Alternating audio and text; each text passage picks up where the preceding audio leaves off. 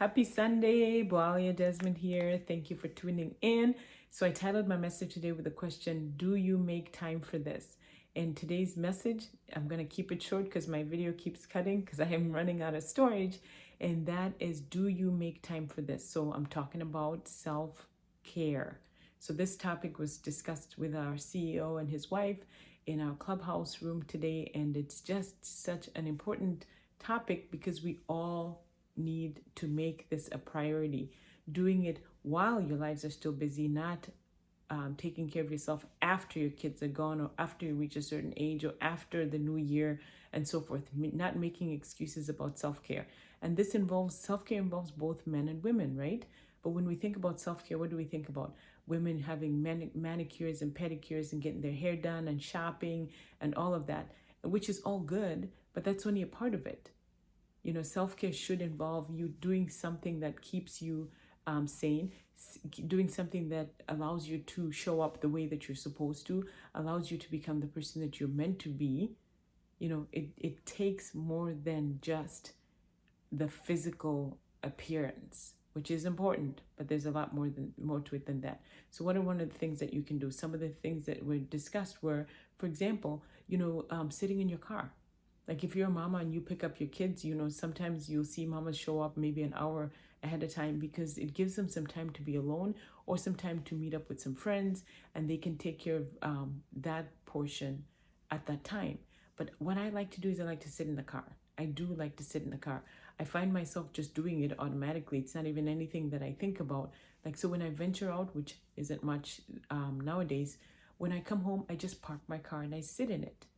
Now, this allows you to just either focus on something. You can either pray, you can read a book, you can listen to some music, you can just sit in silence. It's your time to do something that you want.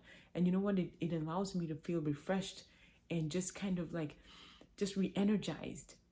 And what our CEO was saying that, for example, if you work outside of the home, whether you're male or female, you have a different role that you're filling when you're at work. So now you come home and you've got to transition, right?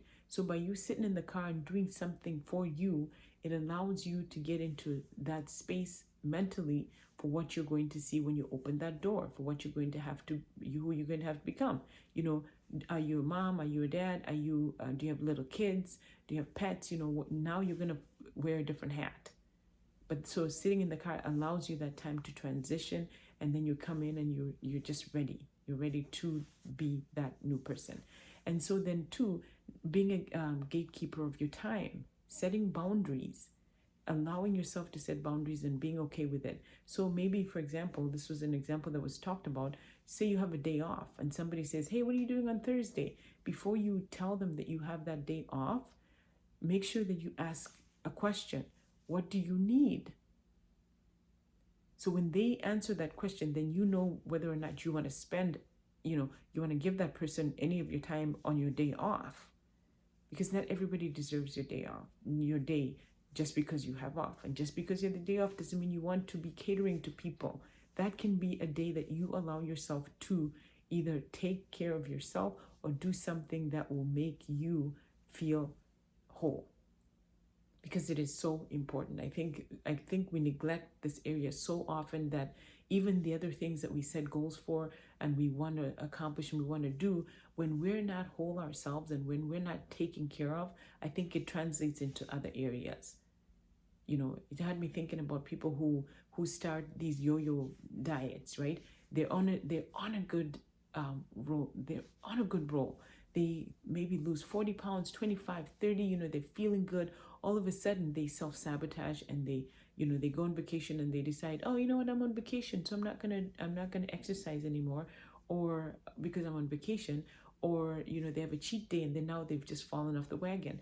But I think it just generally deals with the fact that they have not set a standard or value for themselves. Because I think once you set that value and once you set an expectation of who you think you like to be, then you don't allow yourself to go the other way past that. So allowing yourself the self-care, knowing that you're important, knowing that you're valuable, knowing that your loved ones want you around, you're just better overall. You're better for yourself. You're better for the people who are around you when you take care of yourself. So if you haven't been doing self-care, now is the time to start thinking, what have I been neglecting about myself that I know I need to push forward in order to be the best version of myself? So I thank you for tuning in, and I will see you tomorrow.